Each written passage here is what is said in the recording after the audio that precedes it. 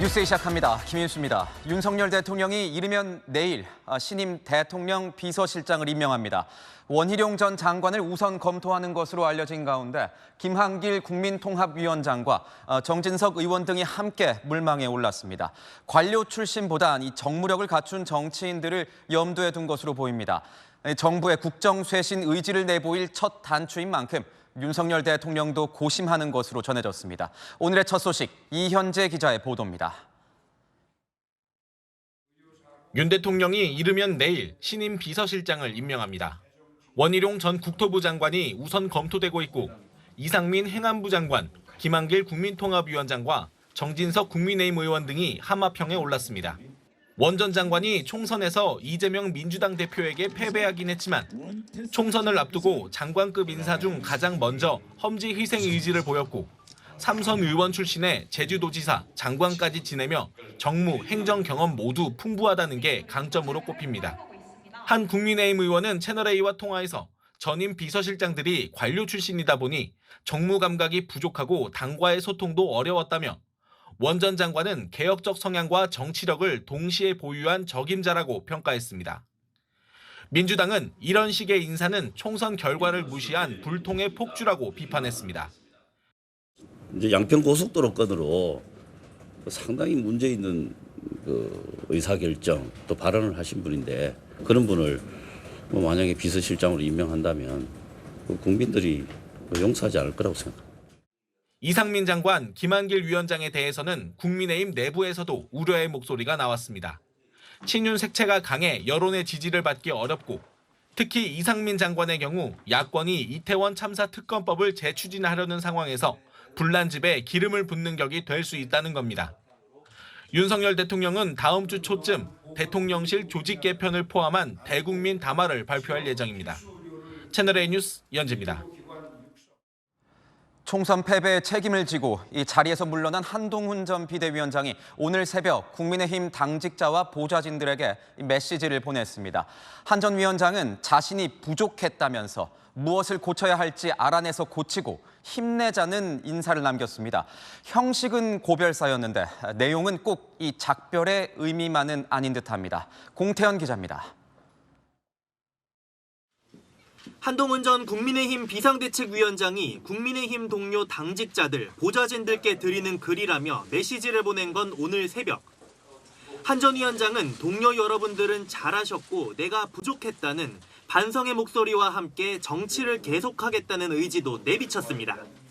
결과에 대해 충분히 실망하자 무엇을 고쳐야 할지 알아내 고치자며 우리가 국민의 사랑을 더 받을 길을 찾게 되길 희망한다고 언급한 겁니다.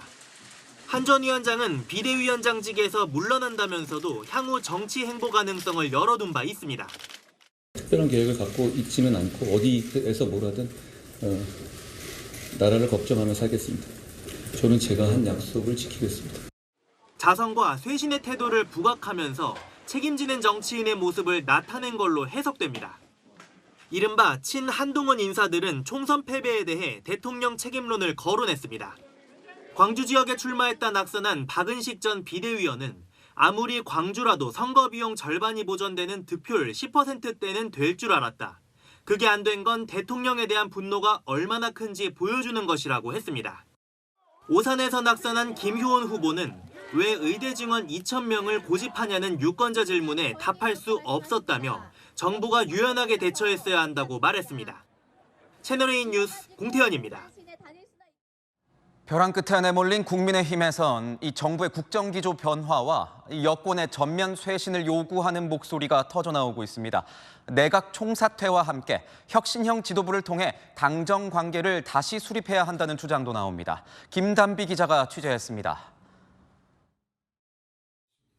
여당 중진 의원들을 중심으로 쇄신을 요구하는 목소리가 터져나오고 있습니다. 대전안을 위해 내각 일괄 사퇴도 검토해야 한다는 주장이 나왔습니다. 안 의원은 채널A에 내각이 총사퇴해야 한다며 아무런 실적이 없는 사람은 유능한 인재로 빨리 갈아야 한다고 했습니다. 그러면서 한가하게 있을 때가 아니라며 속도를 내야 한다고 덧붙였습니다. 역시 4선에 성공한 한기호 의원은 완전한 변화를 주문했습니다. 여당에 대해서 표를 안 줬으면 안 준 이유가 우리 당이든 정부가 잘못했기 때문이다. 그렇다면 우리 당과 정부는 환골 탈퇴해야 된다고 봅니다. 당선인들은 인적 쇄신은 물론 당정관계 재정립이 필요하다고 입을 모았습니다.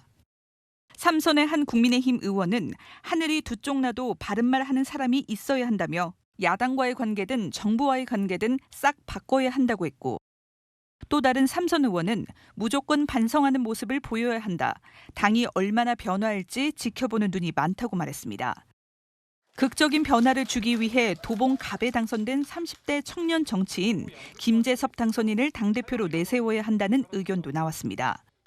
다만 당정 관계를 일신하기 위해선 중진급 인사가 필요하다는 당내 의견도 상당한 데다 너무 파격적인 처방만 강조하다 보면 당 혼란을 부추길 수 있다는 우려도 나옵니다. 채널A 뉴스 김단비입니다. 총선에서 대승을 거둔 민주당은 21대 국회 임기 종료 전에 이 최상병 특검법 처리를 추진하고 있습니다. 민주당은 윤 대통령이 이 특검법의 거부권을 행사하면 국민적 저항을 맞을 것이라면서 이 정부와 여당을 압박하고 있습니다. 이세진 기자입니다. 민주당은 바로 다음 달 임시국회에서 해병대 최상병 순직 사건 수사 외압 의혹 특검법을 통과시키겠다고 공언했습니다. 이미 패스트트랙으로 본회의에 자동 부의돼 있는 만큼 21대 임기 종료 전 표결을 완료하겠다는 방침입니다. 현 21대 범야권 의석수만으로도 법안 통과가 가능한 만큼 민주당은 이후 대통령의 대응을 예의주시하고 있습니다. 윤석열 대통령이 거부권을 행사한다면 이는 총선에서 드러난 민의를 거부한 것으로서 재앙에 가까운 국민적 저항을 맞이하게 될 것임을 경고합니다. 민주당은 대통령의 거부권 행사를 견제하며 총선 결과로 드러난 민심을 반영하라고 재차 경고했습니다. 이번 선거 과정에서 이종섭 전 국방부 장관을 호주 대사로 임명하면서 거기에 대한 국민적 저항이 굉장히 컸지 않습니까? 그래서 그런 부분들을 잘 상기해서 결정을 하라는 의미입니다. 여권을 향해서는 협력이 아닌 의무의 자세로 임하라고 강조했습니다. 민주당 지도부 관계자는 채널A 통화에서 거부권 행사 여부가 윤 대통령의 국정 쇄신 의지를 파악할 바로미터가 될 것이라고 말했습니다. 정권 심판론 연장선상에서 여권으로 공을 넘긴 뒤 향후 대응 수위를 조절하겠다는 것으로 해석됩니다. 21대 국회 임기는 5월 29일까지, 여야 원내 지도부는 조만간 5월 임시국회 일정을 조율할 예정입니다. 채널A 뉴스 이세진입니다. 이번 총선에서 국회 입성에 성공한 이준석 개혁신당 대표도 이 최상병 사망 사건을 고리로 윤석열 대통령을 향한 공세에 나섰습니다. 천하람 비례대표 당선인은 대통령 임기를 단축해야 한다면서 개헌 얘기까지 꺼냈습니다. 김용성 기자입니다. 어제 유튜브 방송과 인터뷰한 이준석 개혁신당 대표는 박정훈 대령에 대한 재판을 중지해야 된다고 말했습니다. 이준석 대표는 재판이 이어져 박 대령이 책임을 져야 하는 상황이 나와도 윤 대통령에게 부담이고 무죄가 나올 경우에는 탄핵 사유라고 압박했습니다. 제복군인의 명예를 대통령 권력으로 짓밟은 것이기 때문에 젊은 세대가 가만히 있지 않을 것이라는 겁니다. 선명한 야당으로 활동할 것임을 예고했던 개혁신당이 총선이 끝나자마자 윤 대통령에 대한 압박 수위를 높여가고 있습니다. 이 대표는 이전에 본인 발언이 내부 총질이라고 언급된 것에 대해 야당으로서 하는 외부 총질은 훨씬 셀 것이라고 예고했습니다. 천하람 개혁신당 비례대표 당선인은 대통령 임기 문제를 꺼내들었습니다. 윤 대통령 본인의 임기 단축을 포함한 4년 중임제 개헌을 촉구했습니다. 제가 봤을 때 그다지 잘하시는 것 같지 않은데 차라리 그냥 임기를 좀 단축하는 어떤 개헌의 주인공이 되시는 것이 더 대한민국 정치 발전에 도움이 되는 거 아니냐. 개헌과 관련해선 민주당과의 공조도 어렵지 않다고 덧붙였습니다. 채널A 뉴스 김용성입니다. 네, 아는 기자 정치부 정연주 기자와 함께 자세히 살펴보겠습니다. 자, 정 기자, 민주당이 이 총선이 끝나자마자 최상병 특검법 카드부터 꺼냈습니다. 네, 민주당은 이번 국회에서 반드시 처리하겠다는 뜻을 보였죠. 최상병 특검법은 지난해 10월 민주당 주도로 패스트트랙에 지정됐고 180일의 숙려 기간을 거쳐 지난 3일 본회의에 자동 부의된 상태입니다. 본회의 날짜는 아직 여야가 조율 중인데요. 현재 의석수 기준으로 민주당 142석, 더불어민주연합 14석 등 법 야권 의석이 이미 과반 이상이라 민주당이 마음만 먹으면 특검법 처리가 가능한 상황입니다. 변수는 윤석열 대통령의 거부권 행사 여부입니다. 결국 공은 윤석열 대통령에게 넘어가게 되는 거죠? 네, 그렇습니다. 최상병 특검법은 사건의 진상규명과 수사 외압 여부, 대통령실 개입 여부를 따져보자는 것이니 결국 대통령을 겨냥하게 되는 것이죠. 그대로 수용하자니 고심이 깊을 수밖에 없습니다. 그렇다고 거부권을 행사하기에도 부담이 큽니다. 의혹의 핵심 피의자인 이종섭 전 국방부 장관을 주 호주 대사에 임명한 게 정권 심판론을 부추겼고 결국 총선 참패의 주요 원인으로 지목되고 있죠. 이런 상황에서 만약 대통령이 거부권을 행사한다면 총선 민심을 수용하지 못했다며 또다시 정권 심판 프레임에 갇힐 수 있는 상황입니다. 만약에 거부권을 행사한다면 공은 다시 국회로 넘어올 텐데 그렇다면 이 여당인 국민의힘도 참 난처할 것 같습니다. 네, 국민의힘은 그간 총선용 특검 아니냐며 일축했고 이제 버텼지만 총선이 끝난 현재 상황에선 얘기가 달라졌죠. 대통령이 거부권을 행사해 다시 국회로 돌아온다면 새로운 22대 국회에서 표결이 이뤄질 가능성이 큰데 여당 입장에선 지금보다 상황이 더 나쁩니다. 22대 국회 범야권 의석이 192석에 달하죠. 여당에서 단 8명만 이탈해도 대통령 거부권이 무력화될 수 있습니다. 이렇게 되면 여당은 상당한 내상을 입게 되겠죠. 게다가 여당 내부에서 일부 찬성 목소리가 나오는 점도 고민 지점입니다. 안철수 의원은 특검법과 관련해 개인적으로 찬성한다며 특검법 표결 시 찬성표를 던지겠다고 했고 진보 텃밭인 도봉갑에서 당선된 김재섭 당선인도 적극 검토해야 한다는 입장입니다. 이 문제를 잘 넘기지 않으면 보수는 안보를 중시한다는 이미지를 깨트릴 수 있으니 수사도 제대로 해야 하고 외압 여부도 다뤄볼 필요가 있다는 겁니다. 반면 민주당은 여당과 대통령을 압박하며 상황을 예의주시하고 있는데요. 대통령이 거부권을 행사하는지가 곧바로 총선 민심을 수용하는지 가늠자가 될 거라 보고 거부권 행사 시 22대 국회에서도 대여 공세 수위를 높이며 여론 주도권을 주겠다는 생각입니다. 국민의힘 입장에서는 더더욱 마음이 무거울 것 같습니다. 내부에서 이 쇄신 목소리에 좀 힘이 실리는 분위기 아닙니까? 네, 국민의힘 내부에서 쇄신의 목소리들이 연일 분출되고 있습니다. 환골탈태하고 싹 바뀌어야 한다는 자성의 목소리들이 쏟아지고 있고요. 앞서 리포트에서 보신 대로 안철수 의원은 내각 총사퇴 수준의 전면적인 쇄신을 촉구했죠. 하지만 일각에선 자기 정치라고 비판하는 등 내부 혼선 분위기도 감지되는데요. 실제한 당내 인사는 무조건 총사퇴가 답이 아니다. 아닌 사람은 바꾸고 잘하는 사람은 그냥 하면 된다고 했고 또 다른 인사는 선거 전에 말했어야지 공천 다 받고 선거 끝난 뒤 저렇게 말하는 건 기회주의자 같다고 했습니다. 국민의힘 중진들은 모레 만나 당 쇄신안을 비롯해 최상병 특검법 등 현안 대응 전략을 논의할 예정인데요. 쇄신의 구체적인 방향이 정해질지 관심이 쏠립니다. 네, 지금까지 아는 기자였습니다. 총선이 끝나면서 의료계도 이 정부에 대한 압박 수위를 높이는 모습입니다. 사직서를 제출했던 의대 교수들이 오는 25일부터 실제 병원을 떠날 수 있다면서 이 정부를 향해 대화의 장을 마련하라고 촉구했습니다. 서주희 기자입니다. 어제 총회를 연 의대 교수들. 오는 25일 집단 사직 의사를 다시 확인했습니다. 대규모 사직은 의료 붕괴를 가속화할 것이라며 정부가 진정성 있는 대화의 장을 마련할 것을 촉구했습니다. 교수들은 정부의 의대 정원 증원 방침에 반발하며 지난달 25일부터 사직서를 제출해왔습니다. 현행법상 사직서 수리가 없어도 한 달이 지나면 효력이 생기는 만큼 병원을 떠날 수 있다는 주장입니다. 교수들 사이에선 25일 이후 현장을 떠나겠다는 강경론이 적지 않은 것으로 알려집니다. 학생들 전공이 가르쳐가지고 좋은 의사 만들고 그러는 건데 그게 안 되면은 대학에 있을 이유가 없다. 이렇게 생각을 하시는 분들이 많고 저도 그중에 한 명이고. 전공의들도 모레 박민수 보건복지부 2차관을 고소하기로 하는 등 강경한 자세입니다. 박단 대한전공의협의회 비대위원장은 병원들은 의정 갈등의 피해자 행세를 하고 있고 의료체계의 상업화, 시장화를 방치해온 국가의 책임이 지대하다고 비판했습니다. 교수들에 대해선 착취사슬의 중간관리자라고 지칭하기도 했습니다. 상황은 악화되고 있지만 양측 간 대화는 여전히 지지부진합니다.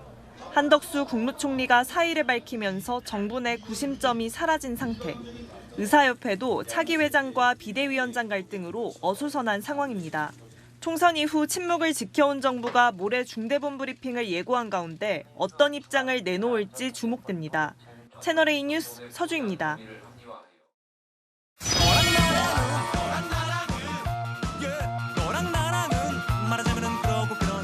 네, 여랑야랑 시작하겠습니다. 정치부 전민영 기자 나왔습니다.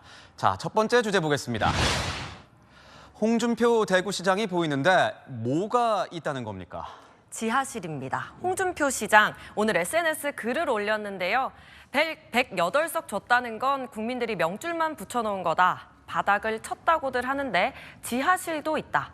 박근혜 전 대통령 탄핵 때 지하실까지 내려가 보지 않았나 이렇게 말한 겁니다. 지하실도 있다. 이렇게 얘기했군요. 당이 수습도 하기 전에 격한 발언들이 이어지고 있는 상황인데 오히려 좀 당 내분으로 비춰지진 않을까요? 그럴 수도 있죠.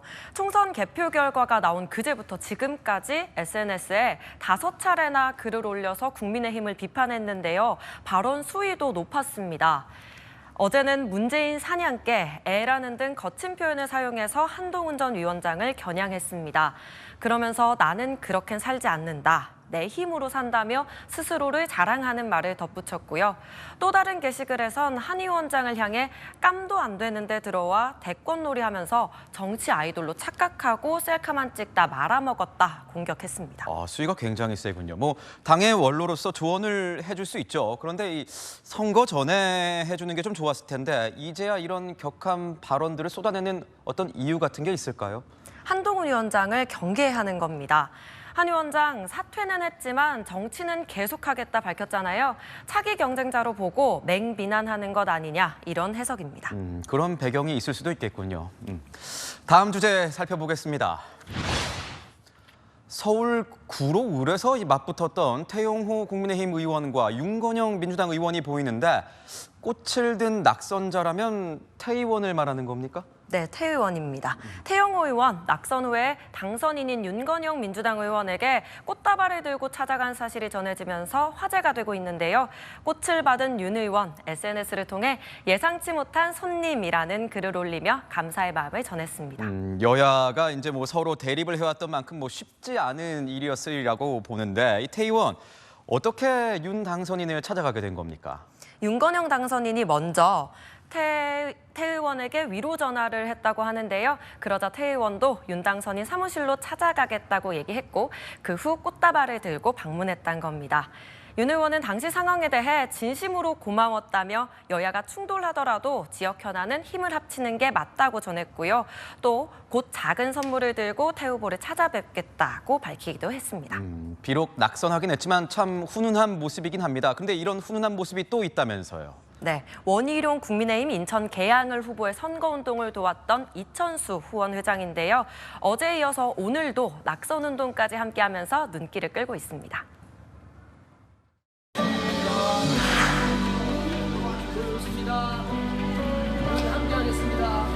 뒷인사까지 함께 해주신다 그래가지고 저는 솔직히 너무 눈물 날 정도로 처음보다 마무리가 중요한 거예요. 인사 나왔습니다. 당신입니다. 예. 도와주셔서 고맙습니다. 저희도 힘낼게요.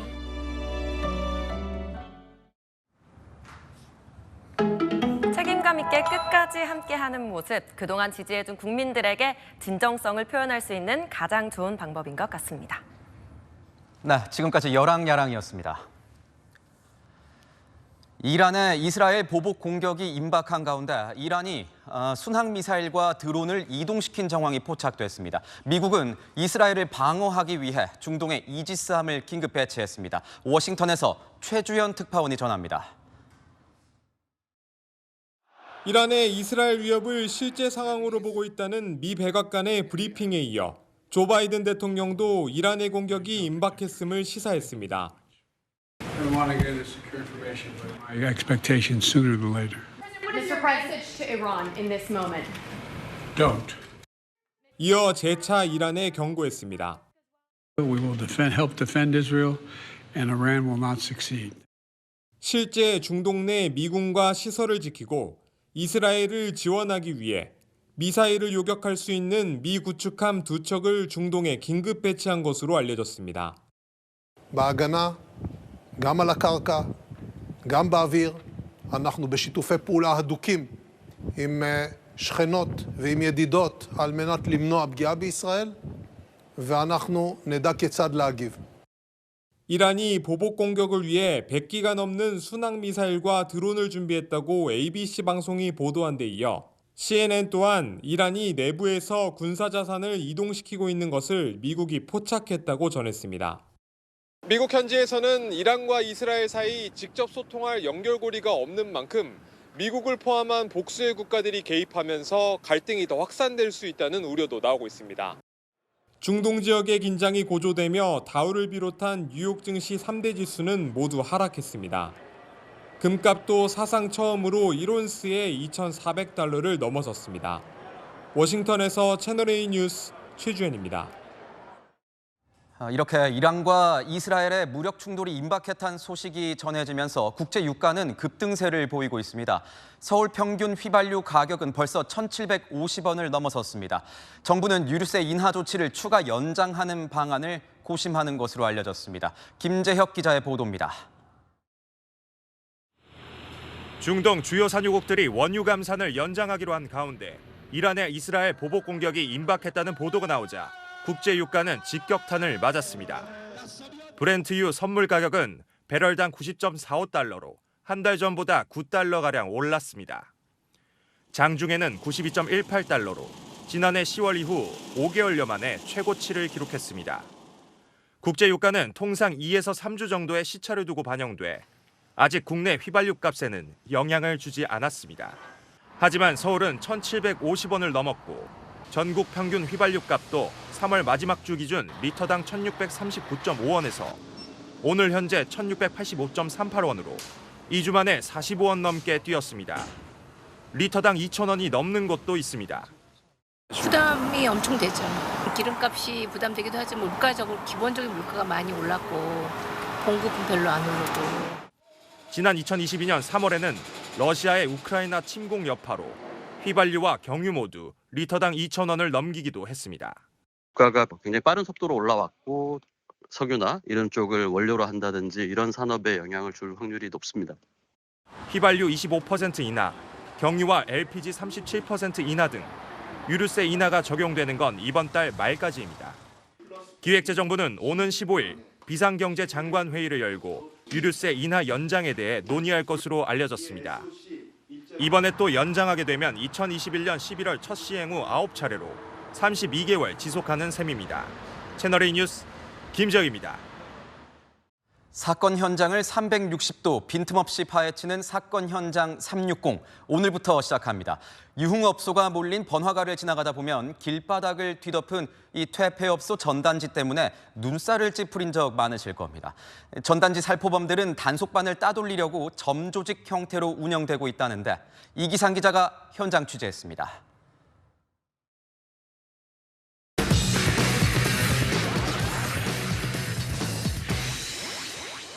저녁 시간 서울 강남의 유흥가. 오토바이 한 대가 지나가자 바닥으로 전단지가 쏟아집니다. 잠복 중이던 구청 직원 2명이 오토바이를 막아서고 전단지 2만 장을 압수합니다. 오토바이 운전자에겐 500만 원의 과태료를 물렸습니다. 문제는 이렇게 직원 10명이 교대로 잠복해도 불법 전단지가 사라질 기미가 없다는 겁니다. 오후 6시 49분 현재 신논현역 인근 거리인데요. 아직까지 도로 위는 깨끗한 상황입니다. 오후 11시 반입니다. 5시간 만에 깨끗했던 도로 위는 불법 퇴폐업소를 연상케 하는 전단지들로 가득 찼습니다. 대부분 셔츠룸, 터치룸 등의 선정적 문구와 휴대전화 번호만 적혀 있습니다. 보통 얼마나 쓰시나요, 그러면? 한 박스 이상. 이런 거 맨날 많이 쏟아지나요? 쓸 수가 없어요. 취재진이 오토바이를 기다려봤습니다.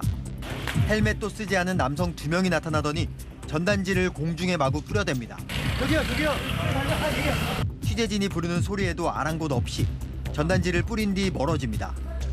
혹여 단속에 성공해도 단순 아르바이트라고 잡아떼면 그만. 전단지에 적힌 번호로 전화를 걸어도 전화를 받는 사람과 전단을 뿌리는 사람은 또 별개입니다. 여보세요? 네, 오세요, 사장님. 예, 그 전단지 보고 연락드렸는데요. 네네 맞아요. 제 픽업 해드려요. 형님 계신 곳이 어디시죠? 5분이면 도착하거든요. 아, 철저한 점조직 형태로 홍보만 맞는 브로커가 원격으로 전단을 뿌린 뒤 손님을 태폐업소로 연결해주고 수수료를 받는 겁니다. 손님 넣어주고 저희는 이제 따로 돈 받고 서울만 한 게 아니라 대전, 수원, 인천 다 있어요. 그 지역 근처에 있는 점포에 연락을 해서 차를 보내준다 뭐 이런 거예요, 그러면? 그러니까 이번에는 애초에 강남 오니까 전단지 실제 배포 과정은 첩보전을 방불케 합니다. 그런 걸 알려드리고 좀 그럼 뭐 지정된 장소에 전달하는 그런 식인가요? 그렇죠. 뭐 도봉처럼 같이 초보분들은 또한 두세 시간 다 성공한 분들이고 뭐 이걸로 뭐 처벌받거나 이러신 적도 있어요, 이것 때문에? 뭐 이런 애들이 보통 잡혀서 모르죠 저희랑. 전단지 인쇄도 철저히 비대면으로 이루어집니다. 그런데 전문적으로 하는 데가 있어요. 자판집이라 해갖고 이게 전국에 있는 어떤 광고를 갖다 다 모아서 큰 판에다가 한 번에 인쇄를 하는 거예요. 문제는 단속이 돼도 과태료는 한 장에 25,000원, 최대 500만 원을 넘길 수 없습니다. 돈이 5,000원 안 하겠죠 저희도. 단속반을 비웃듯 점조직 형태로 기승을 부리는 불법 전단 살포. 강력한 대책 없이는 근절되기 쉽지 않아 보입니다. 사건 현장 360 이기상입니다. 왕복 4차선 도로에서 택시가 중앙선 넘어 인도로 돌진해서 상가 건물을 들이받는 사고가 발생했습니다. 70대인 택시기사는 다른 차를 피하려다가 사고를 냈다고 진술했습니다. 최다함 기자입니다.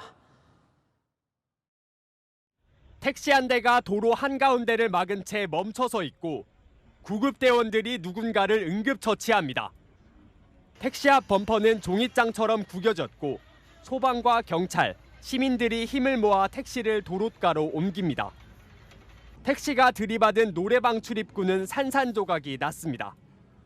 어젯밤 11시쯤 서울 지하철 2호선 신림역 인근 도로에서 택시 한 대가 중앙선을 넘어 맞은편 노래방 입구로 돌진하는 사고가 났습니다. 갑자기 붕 소리가 나길래 뒤를 돌아봤는데 택시가 중앙 분리대를 뚫고서 인도로 돌진을 해서 엄청 위험했죠. 차량이 돌진한 상가 앞에는 여전히 차량 잔해가 널브러져 있습니다. 택시기사가 머리에 부상을 입었지만 다행히 추가 인명피해는 없었습니다. 평소 유동인구가 많은 지역이라 큰 피해로 이어질 뻔한 아찔한 사고였습니다. 택시기사는 경찰 조사에서 다른 차와 부딪힐 뻔해 방향을 틀다 중앙선을 넘어가게 됐다고 진술했습니다. 경찰은 음주와 마약 복용 등의 혐의는 없는 걸로 보고 구체적 사고 경위를 조사하고 있습니다. 채널A 뉴스 최다함입니다. 요즘은 거의 사용을 하지 않는 이 목욕탕 굴뚝. 그냥 두자니 위험하고 막상 없애자니 이 철거가 쉽지 않아서 애물단지가 됐습니다. 균열과 붕괴 위험이 큰 노후 굴뚝 실태를 배영진 기자가 취재했습니다. 지은 지 50년이 훌쩍 넘은 목욕탕 굴뚝입니다. 곳곳에 색이 바랬고 여기저기 금이 간 모습이 선명합니다. 주민들은 금방이라도 무너지지 않을까 걱정이 태산입니다. 하루 옆집에 차고 나면 보고 안 볼 수도 없는 게 사람이 보면 끔찍하니까 이게 위험하죠. 다른 곳도 상황은 비슷합니다. 이 목욕탕은 문을 닫은 지 10년이 넘었습니다. 하지만 굴뚝은 방치된 채 그대로 남아 있습니다. 요거는 목욕탕이 알고 벌써 무서운데 저거 철거를 안 하고 그래 저도 그냥. 과거 목욕탕에선 벙커 시유 등이 연료로 쓰였고 정부는 매연으로 대기 오염이 발생하는 것을 줄이기 위해 20m 이상 굴뚝 설치를 의무화했습니다. 1990년대 후반부터 연료가 가스나 전기로 바뀌면서 무용지물이 됐습니다. 이렇게 남은 노후 굴뚝은 전국에 900개 가까이 있는 것으로 추산됩니다. 철거가 시급한데 문제는 돈입니다. 수천만 원 이상 들다 보니 업주가 쉽사리 손을 못 대는 겁니다. 비용을 감당 못해 절반만 겨우 철거한 곳도 있습니다. 그냥 그 2배나 받거든. 보통만 들지. 라는 건 손 못 대. 일부 지자체들은 철거비를 지원하고 있지만 대다수 지역에선 예산 부족과 사유재산이라는 이유 등을 들어 손을 놓고 있습니다. 도시 미관을 해치는 건 물론 주민 안전을 위협하는 만큼 정부와 지자체가 관심을 쏟아야 한다는 지적이 나옵니다. 채널A 뉴스 배영진입니다. 시청자의 제보가 뉴스가 되는 제보가 뉴스답니다. 서울 강남의 한 영어 유치원이 갑작스레 문을 닫으면서 미리 수개월치 원비를 낸 이 학부모들이 돈을 떼이게 생겼습니다. 피해자들은 피해액이 5억 원 넘을 거라고 주장했습니다. 송진섭 기자의 보도입니다. 평소 같으면 아이들로 붐빌 평일 오후의 영어 유치원. 불이 꺼진 채 문이 굳게 잠겨 있습니다. 문 앞에는 아이들의 물건이 담긴 종이 가방만 덩그러니 놓여 있습니다. 지난 8일 이 유치원 이사장은 학부모들에게 갑작스레 폐원을 통보했습니다. 건물 임대 연장이 안 돼 문을 닫는다는 거였습니다. 황당한 일이 발생한 거고요.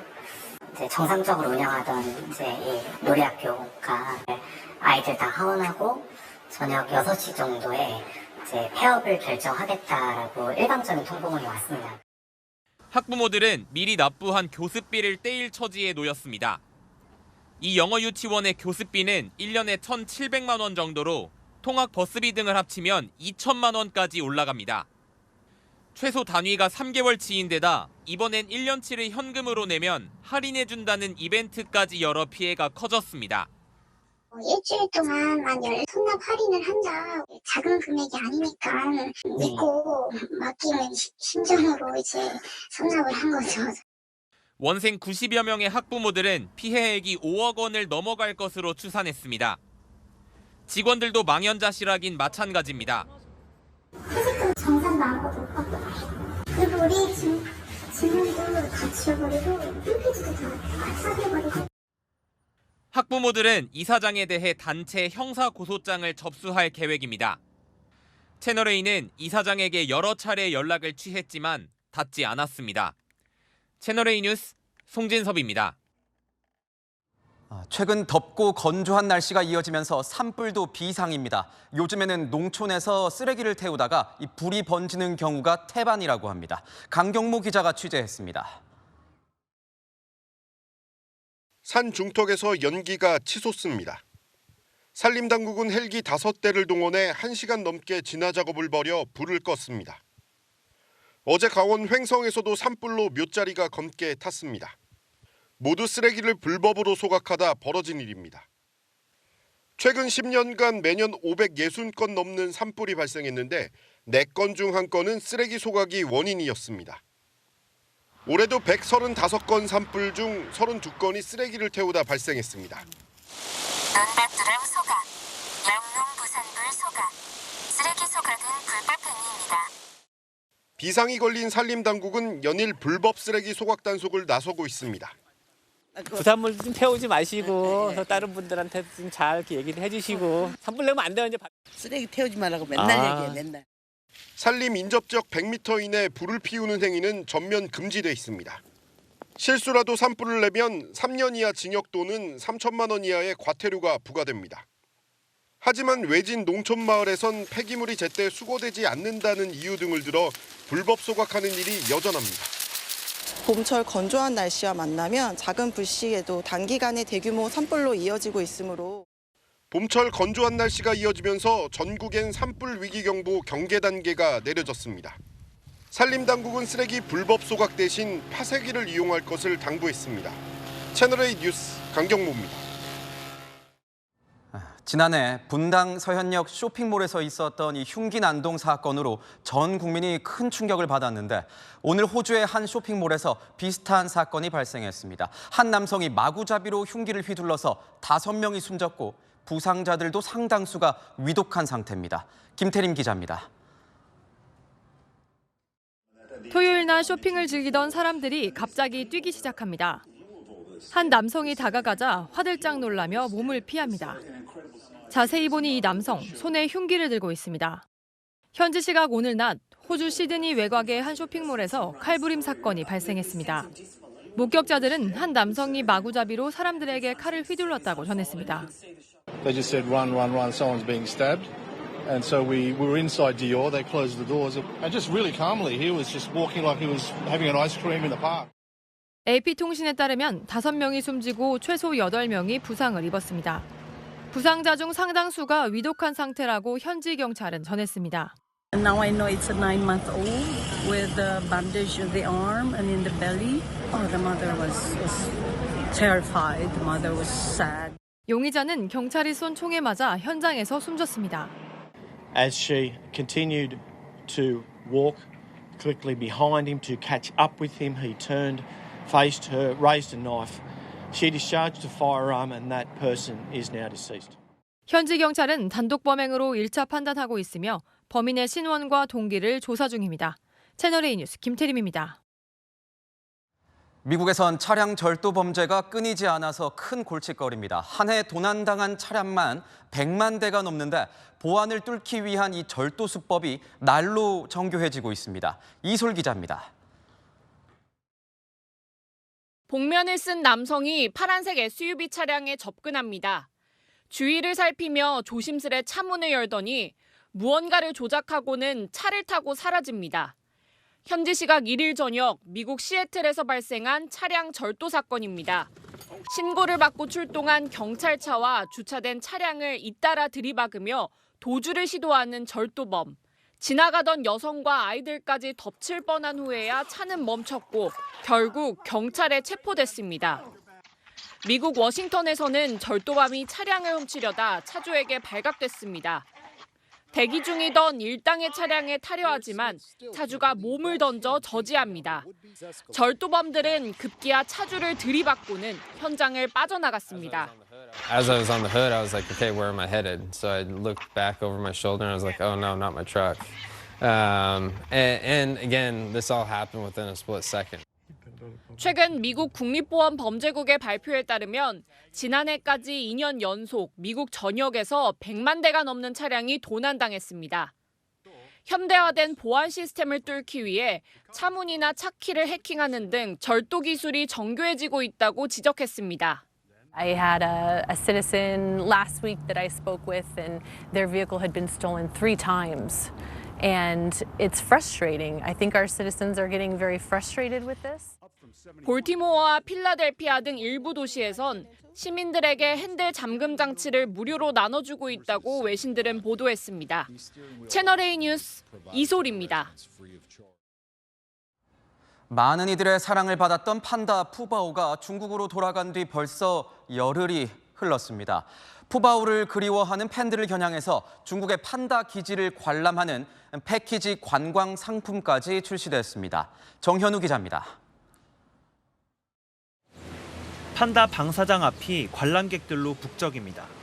푸바오가 떠난 자리는 쌍둥이 동생 루이바오와 후이바오가 채웠습니다. 하지만 관람객들은 여전히 푸바오를 그리워합니다. 아직 보지도 못했는데 슬펐어요. 이번 올 때마다 줄이 너무 길어가지고 포기하고 못 보고 그냥 보냈는데 좀 아쉽지만 그래도 푸바오 동생들 볼 수 있어서 오늘 되게 좋았던 것 같고요. 푸바오를 보러 중국에 가고 싶다는 팬들도 있습니다. 실제로 볼 수 있다면 가고 싶어요. 한 번쯤은 거기서의 생활도 잘 적응하고 있는 모습을 또 보고 싶은 마음이 생깁니다. 푸바오 팬들을 겨냥해 여행사들도 패키지 상품을 잇따라 내놓고 있습니다. 중국 스촨성 일대의 판다 기지를 방문하는 일정입니다. 스촨성 일대엔 5곳의 판다 기지가 있는데 푸바오는 이 중 선수핑에서 격리 생활을 하고 있습니다. 일반인들에게 공개되는 시점은 정해지지 않아 이번 여행에선 푸바오를 볼 수 없습니다. 다만 판다의 집을 청소하거나 대나무 먹이를 만드는 사육사 체험은 가능합니다. 사과나 당근을 먹고 새로운 사육사의 손을 잡는 등 중국 기지 생활에 적응 중인 푸바오. 지난 3일 중국으로 가는 이송 과정을 담은 새로운 영상도 공개됐습니다. 가는데도 올라지도 않고 대나무를 먹고 있다니 대단해요, 우리 푸바오. 푸바오의 인기가 식지 않고 있는 만큼 기업들의 푸바오 마케팅은 당분간 계속될 것으로 보입니다. 채널A 뉴스 정현우입니다. 반소매 차림이 물놀이가 전혀 어색하지 않은 하루였죠. 내일은 더위에 오늘 그늘과 물가로 향한 분들 꽤 계셨을 겁니다. 오늘 서울 기온 27.3도, 영월은 30도를 육박해 올봄 들어서 가장 높았는데요. 양평, 옥천 등 경기도는 30도를 웃돌기도 했습니다. 내일은 역대 가장 더운 4월이 되겠습니다. 내일 서울의 최고 기온이 30도까지 오르겠는데요. 지금껏 4월 최고 기온 중 30도를 넘어선 적은 없습니다. 더위는 내일 절정을 찍은 뒤 월요일 비가 내리면서 꺾이겠습니다. 맑은 하늘 사이로 햇볕도 무척 뜨겁겠습니다. 나들이 가실 때에는 자외선 차단을 위한 선크림이나 모자가 필요합니다. 내일 아침 기온은 오늘과 비슷하겠고 한낮에는 전주 29도, 대구 28도로 전국에서 덥겠습니다. 제주도에는 내일 밤부터 비가 시작돼 월요일 전국으로 확대됩니다. 날씨였습니다. 대학교 다닐 때 등록금을 빌린 뒤 졸업하면 갚는 제도가 바로 학자금 대출입니다. 그런데 학자금 대출 체납률이 11년 만에 최고치를 기록했습니다. 100명 중 16명이 취업을 하고도 돈을 갚지 못한 겁니다. 좋은 일자리가 줄다 보니까 직장 생활 시작부터 빚의 굴레에 허덕이게 되는 겁니다. 민심을 확인한 정치권, 이제 할 일은 명확해졌습니다. 마침표 찍겠습니다. 민생 고통 덜어주기. 뉴스에이 마칩니다. 고맙습니다.